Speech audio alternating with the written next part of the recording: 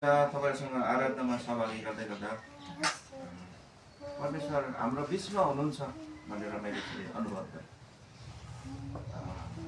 कति कति ठाउँहरुमा यस्तो अनुभव हुँदैन र यहाँ तपाईहरुको माझमा सँगै आराधना गर्दै गर्दा परमेश्वरको जीवित शक्तिको मैले अनुभव गरेको छु। परमेश्वरलाई महिमा होस्।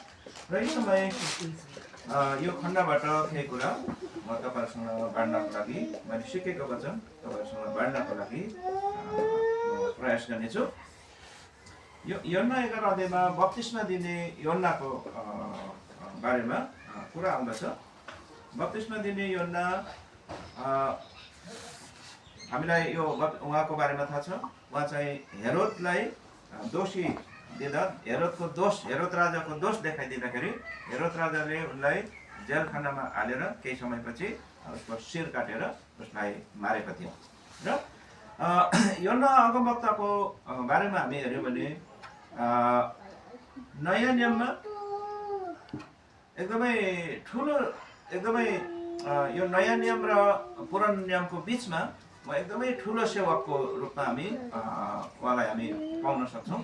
किनभने भविष्यवक्ताहरूको बारेमा हामी पढ्छौँ भने र पछि प्रभुको सेवा गर्ने सेवकहरूको बारेमा पनि पढ्छौँ भने कुनै पनि भविष्यवक्ताहरूको बारेमा सायद मलाई त्यस्तो लाग्दैन कि कसैको बारेमा भविष्यवाणी गरिएको छ। तर बप्तिस्मा दिने योहन्नाको बारेमा चाहिँ भविष्यवाणी गरेको छ। तिनी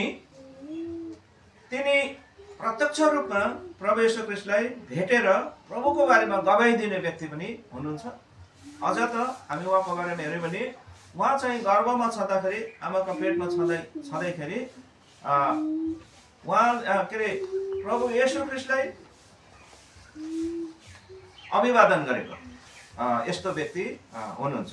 अनि उहाँ चाहिँ यस्तो सेवक हुनुहुन्छ कि आफ्नो घरको सब सुविधा छोडेर उहाँ चाहिँ उजाड स्थानमा गएर सेवा गर्दै हुनुहुन्थ्यो।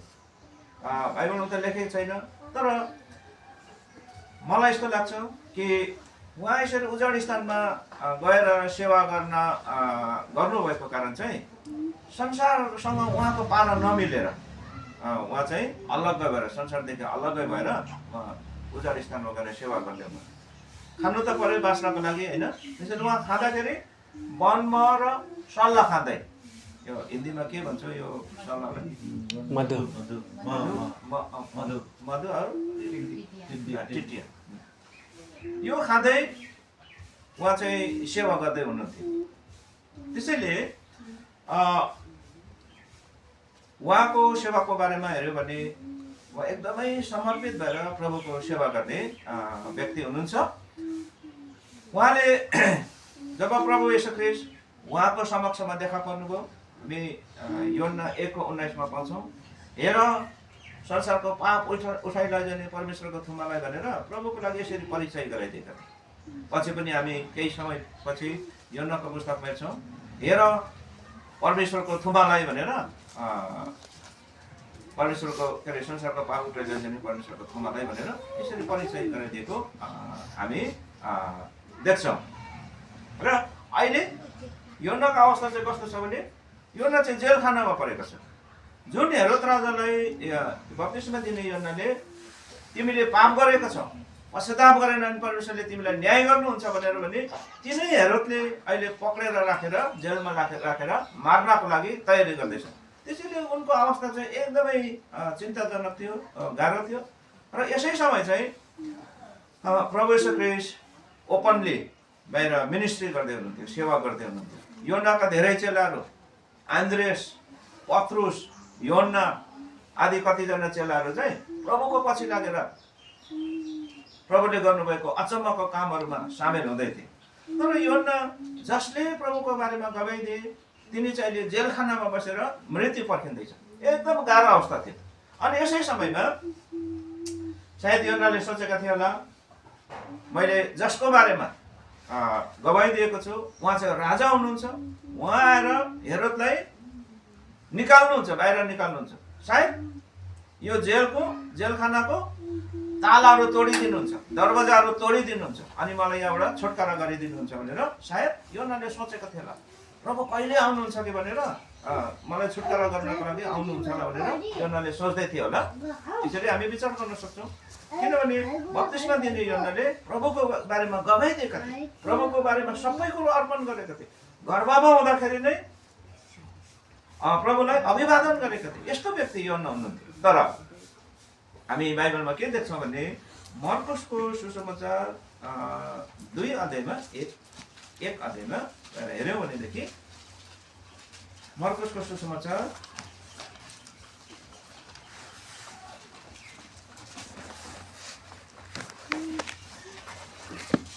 मर्कुस 1:14 मर्कुस 1:14 योना के पकड़वाए जाने के बाद यीशु ने गलील में आकर परमेश्वर के राज्य का सुसमाचार प्रचार किया। धन्यवाद।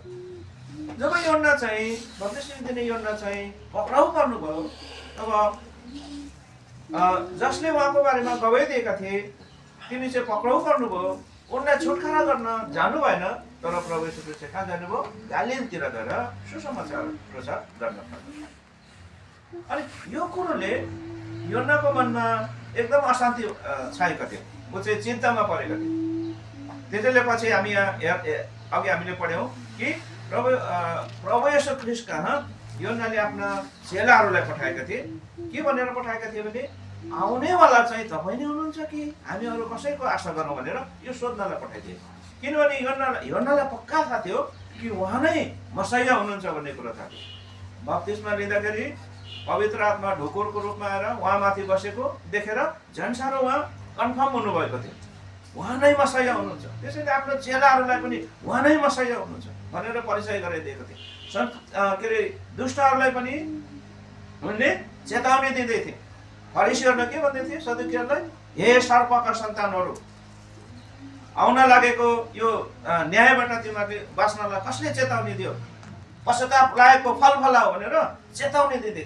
कति ठुलो हिम्मत थियो कि, कति ठुलो साहस थियो कि योनाको जीवनमा। तर जेलखानामा परे। जेलखानामा पर्दाखेरि पनि यिनी के सोच्दै थिए? मलाई छुटाउनलाई प्रभु आउनुहुन्छ, मलाई छुटाउनुहुन्छ यहाँबाट। तर समय बित्दै गयो, आज आउँदैन होइन, प्रभु भोलि पनि आउनुहुन्न। उहाँ त गालीलतिर गएर सुसमाचार सुनाउन लाग्यो। त्यसैले योनाको मनमा चिन्ता भयो। उहाँ चाहिँ डिप्रेसनतिर गयो। एकदमै गाह्रो भयो। शङ्का लाग्नु थाल्यो। उहाँ नै हुनुहुन्छ कि आउने होला? हामीले प्रार्थना गरेको, हामीले देखेको, मैले गवाई दिएको उहाँ नै हुनुहुन्छ कि अर्को कोही आउँछ कि? यो सोध्नलाई पठाए। हामी यहाँबाट कतिवटा आत्मिक शिक्षाहरू पनि लिन सक्छौँ। संसारबाट आउने सुख सुविधाहरू, उन्नति, अहिले संसार चाहिँ त्यसको पछि लागिरहेछ होइन, विकासको पछि लागिरहेको छ, उन्नतिको पछि लागिरहेको छ, शिक्षाको पछि लागिरहेको छ। संसारबाट आउने सुख सुविधा, उन्नति, इज्जत सम्बन्धमा विश्वासीहरू यतातिर जाओस् भनेर प्रभु येशू ख्रीष्ट यता उहाँको चाहना होइन, उहाँ यसको लागि इच्छा गर्नु। संसारबाट आउने सम्मान, प्रगति, यो विश्वासीहरूप्रति परमेश्वरको इच्छा होइन। संसारबाट आउने संसारको समस्याबाट छुटकारा पनि होइन, यो परमेश्वरको इच्छा होइन। हामी परमेश्वरको वचन हेऱ्यौँ भने सबै सेवकहरू सङ्कटमा परेको छ, दुःखमा परेको छ। पुरानो नियमदेखि होइन, यर्मिया, यशाया कति दुःख उठाएको। प्रभुको सेवकहरू कोही मारिए, प्रभुको चेलाहरू पनि सबै मारिए। स्टेफनसलाई ढुङ्गाले हानेर मार्यो, यहुदालाई तरवारले काटेर मार्यो। कति ठुलो सतावट भएको थियो कि परमेश्वरले यिनीहरूलाई बचाउन सक्नुहुन्थेन, सुरक्षा गर्नुहुन्थेन? शत्रुहरूलाई ठाउँको ठाउँ त्यहीँ नै नाश गरेर विश्वासीहरूको प्रोटेक्सन गर्न परमेश्वरले सक्नुहुन्थेन र? सक्नुहुन्थ्यो, उहाँमा सामर्थ्य थियो। तर पनि आफ्नो जनहरूलाई, आफ्नो चेलाहरूलाई, विश्वासीहरूलाई दुःखमा भएर परमेश्वरले जान दिनु। अहिलेको अवस्था परमेश्वरको सामर्थ्य छैन र? सक्नुहुन्छ भने जे पनि गर्न सक्नुहुन्छ, तर पनि विश्वासीहरूलाई परमेश्वरले दुःखबाट भएर जान दिनुहुन्छ। मैले वचन सिक्दै गर्दाखेरि यसरी विचार गरेँ, यदि मेरो छोराछोरी चाहिँ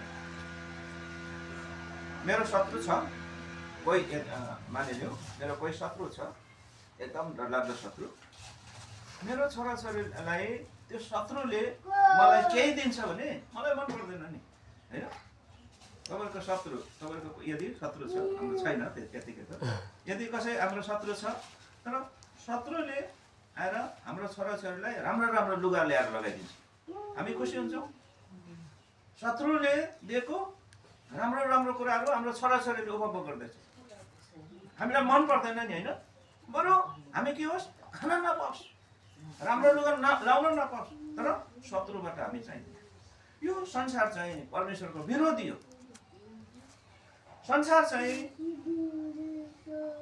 परमेश्वरको शत्रु शैतानको हातमा गएकोले गर्दाखेरि यो संसार चाहिँ परमेश्वरको विरुद्धमा छ त्यसैले प्रभुले भन्नुभयो मैले तिमीहरूलाई संसारबाट अलग गरेको छु संसारले तिमीहरूलाई घृणा गर्नेछ यदि तिमीहरू संसारका हुँदा हौ त संसारले आफ्नो ठानी तिमीहरूलाई माया गर्ने थियो तर मैले तिमीहरूलाई संसारबाट अलग गरेको छु प्रियहरू दाजुभाइ दिदीबहिनीहरू परमेश्वरले हामीलाई यो दुष्ट संसारबाट अलग गर्नुभएको छ जुन दुष्ट संसारले केही समयपछि न्याय पाउँदैछ हैन पत्रुसको पत्रीमा हामी हेर्यौँ भने अबको संसार चाहिँ आगोको निम्ति साँचेर राखेको छ भनेर संसारको न्याय हुँदैछ अब यो पापले गर्दाखेरि परमेश्वरको विरुद्धमा निरन्तर गइरहेको संसारले दिने सुख सुविधा मान सम्मानको यो सन्तहरूले उहाँको छोराछोरीले यो पाओस् भन्ने परमेश्वरको इच्छा होइन त्यसैले प्रभुको जनहरू सबै दुःखमा गएको छ हामी एउटा वचन हेर्नेछौँ दोस्रो तिमोथी 3:12 लेखेको म पढ्छु पढ़ने यीशु में भक्त का जीवन बिताने चाहते हैं वे सब सताए जाएंगे यहाँ लेखेको छ ख्रीष्ट येशूमा भक्तिमा जीवन बिताउन इच्छा गर्नेहरू सबै सतावटमा पर्ने नै छन् ख्रीष्ट येशूमा भक्तिमा जीवन बिताउन चाहनेहरू सबै सतावटमा पर्ने नै छन् किन संसार चाहिँ परमेश्वरको शत्रु यो अन्धकारको राज्य हो यहाँबाट परमेश्वरले हामीलाई अलग गर्नुभयो अनि यहाँबाट आएको सुख सुविधा मान सम्मान यो पाओस् भनेर परमेश्वरले यसको लागि इच्छा गर्नुहुन्छ